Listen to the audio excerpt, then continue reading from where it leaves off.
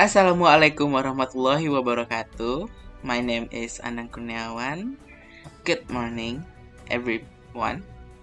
And today we're gonna discuss a topic about general American values.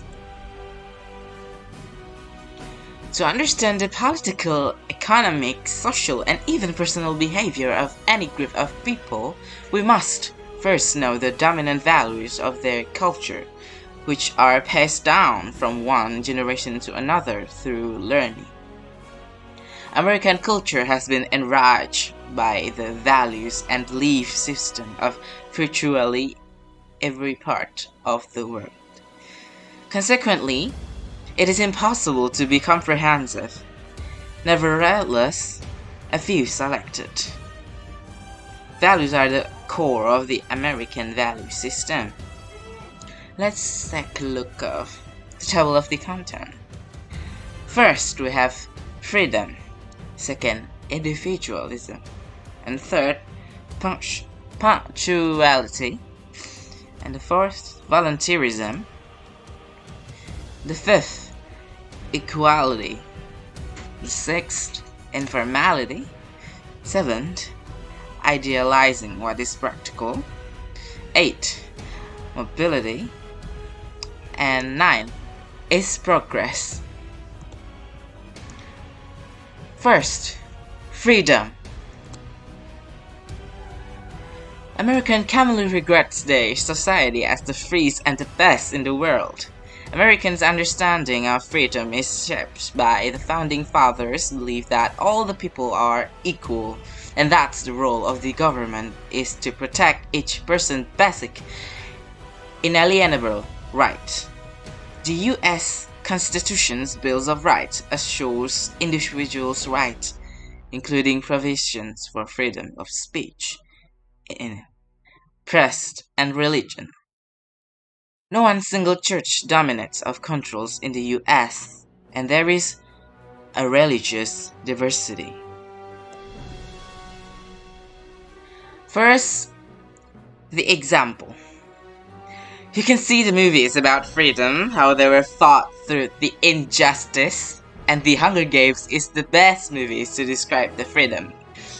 Why I choose this example? It's because it have a lot of values, and the big values is to be free, freedom itself. And you can see here, I get a picture from Google, and it's described how they wanted justice. They want to free. They demand from freedom, for freedom itself. And the second, individualism. Americans' notions of freedom focuses on the individual, and individualism has strong philosophical roots in America. Thomas Jefferson believed that a free individual's identity should be held sacred and that his or her dignity and integrity should not be violated. Individualism understood not only as self-reliance but also as economic self-sufficiency has been a central theme in American history. Frontier heroes who braved the wilderness alone, farmers whose success depended on their ability to confront the hardships of land and resourcefulness, the celebrations of the small businessman who became a financial success in his home, or individualism proprietorships in business is still exalted as the ideal. Now, the example of that statement is the movies is called Hacksaw Ridge. I like these movies. It's recommended you to watch this because it has a lot of individualism values. Like he embraced himself to help people during the war, even though he was alone and he is,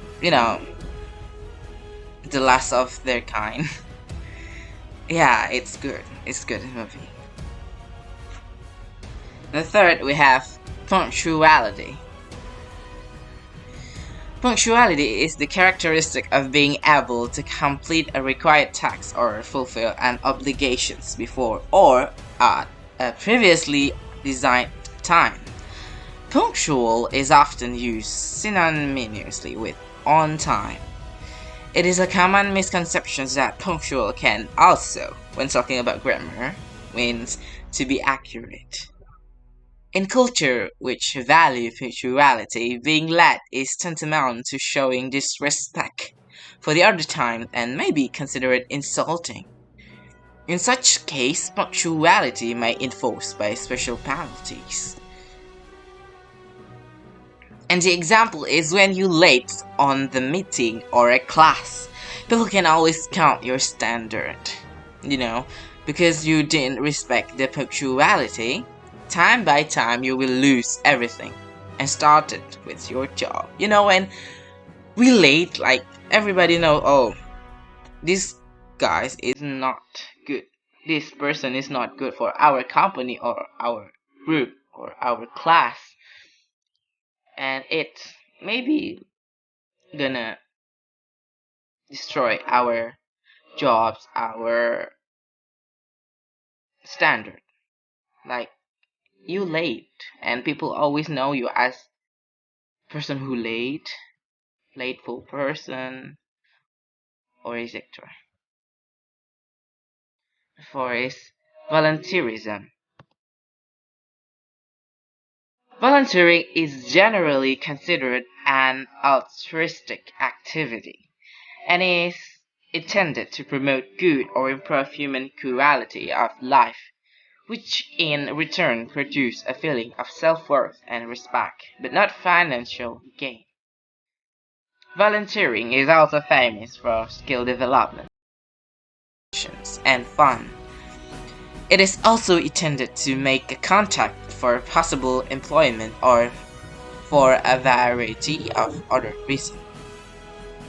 Volunteers are highly motivated people, workers who organize themselves in order to solve a particular community problems or meet an immediate social need, rather than waiting for someone else or usually the government to do it. The willingness to participate in such group is so widespread at 6 out of 10 Americans are members of volunteer organizations.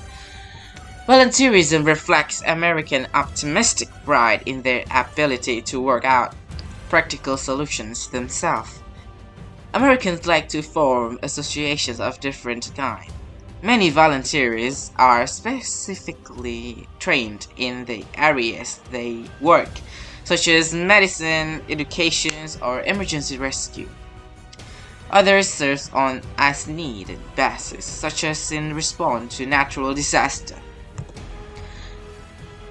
Now for the example, as you can see at the pictures, there are so many people volunteer themselves to be a soldier, medic, to better futures. For the country, for the society, for people, for us, and for themselves, fighting in things. The fifth, we have equality. And this is the hot topic we're talking, and this is, yeah, it's kinda hot today. The Declarations of Independence states that all men are created equal. In many people believe this, we can see equality in such common practices as waiting in lines. When we go to the bank, to the post office, or to immigrations, we will be asked to take a number and wait. Regardless of how important or trivial our need is, we will be treated like everyone else. First come, first served. We can also see equality in the classroom.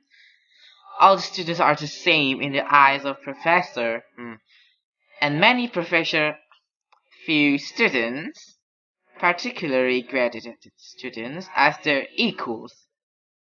Professors may ask to students to call them by their first name. And the other example is nowadays a lot of people, especially women, still fighting for their equality, their rights, because over centuries a woman always treated like they were weak, but they are not. Over past few years we can see the statement that women are equals to the man. And that is true. Like, we strong using a muscle, and when woman is strong using a feeling. They have a stronger feeling than us, a man. When woman can, I don't know, I think they were equal, like man, woman. They were equal, like we're created to be a partner, not to be a dominant or not to be a submissive of it. 6, we have informality. Although equality is ignored in some parts of life, it is followed closely in others. For example, people treat one another very informally, even in the presence of the differences in age or social status. And this is not a lack of respect. This is the custom in the United States. Informality is right understood as idealism in practice or democracy in action. The rights of the individual is balanced by his responsibilities and the basic unit of the family. Now, for the example is when the American visiting Indonesians, on the other hand, might be surprised to see that in Indonesia, the parents-children's relationships is rather formal. When we cannot talk like, where the children have to respect their parents, or their parents still have the authority, and there is no equality at home. When we need to agree with all our parents' statement, even it's bad for us. And I personally doesn't like that, because we have our own life. We respect them, but we need to be ourselves, not themselves. Yeah. And the 7th is idealizing what is practical. Many historians believe that most of the beliefs and values which are characteristically American emerge within the context of the frontier experiences. Survival in the wilderness was best achieved through robust individualist. Survival experiences can also explain the American tendency to idealize whatever is practical. In America, what worked it was calm. Inventiveness was necessary for survival. This can-do spirit is something Americans are proud of today. They like to think that they were natural born to do it yourself first. And for the example is, being creative at many situations is the best example of what we're talking about. Capable of anything, to make anything perfect. When we at some society, some group, some company, some community, we need to be a creative, even though we're not a leader or a chairman of that groups. When we solving the problems, when we need something or the other needs help or whatever. And next we have Mobility. As a nation of immigrants, Americans have shared from the beginning the assumptions that the practical solutions to a problem is to move elsewhere and make a fresh start, a new start. Mobility in America is not a sign of aimlessness, but optimism. Moving about from place to place is such a common and accepted practice that most Americans take it for granted that they may live in 4 or 5 cities during their timeline or lifetime. Americans hate to feel that buying a house might immobilize them forever. When Americans people moving, it's not just because they hate the place they was placed, but they're also moving for the new beginning of their life, fresh, new house, new me, new life, new beginning, like us when we clean our room, our bathroom, we started to think that this is new me, when we cleaning the house. Oh, this is my new personality. We have that feeling, right? So it happened too to the Americans. They moving because their jobs, they new beginning, or for their children to grow to be good people. When we live at, I don't know what it called, but a bad place. When the neighbor doesn't like our children because our children doesn't want to play with them children, and our neighbors start gossiping about us. It has a big impact for our children and for ourselves too. So we need to move to the better place, and the neighbor knows us, when we know each other, like we respect each other with our options. And last but not least is progress. It is associated with the idea of freedom, is the ideal of progress. The nation's progress has been measured by the timing of the frontier and industrial expansion. The desire to progress by making use of opportunities is important to Americans. In this immigrant society, progress is personally measured as a family progress over generation. Many Americans can boast that with each succeeding generation since their first ancestors arrived, the family status has improved. The classic American family saga is all about progress. The great-grandparents work hard and suffer poverty and alienation so that they can provide a good education for their children. The second generation is motivated by the same vision of the future and willingness to work hard and make sacrifices. Pass these values to their children, from grandparents to grandchildren or granddaughters. The attainment of the visions of one grandparent is the part of Americans' dream. And the other example is when you make an art, when we make a drawing or a handcraft, an art basically, you need to think the idea first. We're not like, damn, we have this and like we make an art. We need to progress.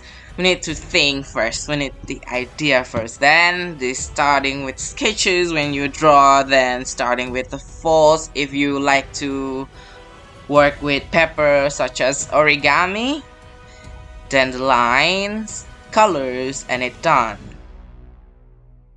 Then you have an art. Like for the example is, I have the example of it.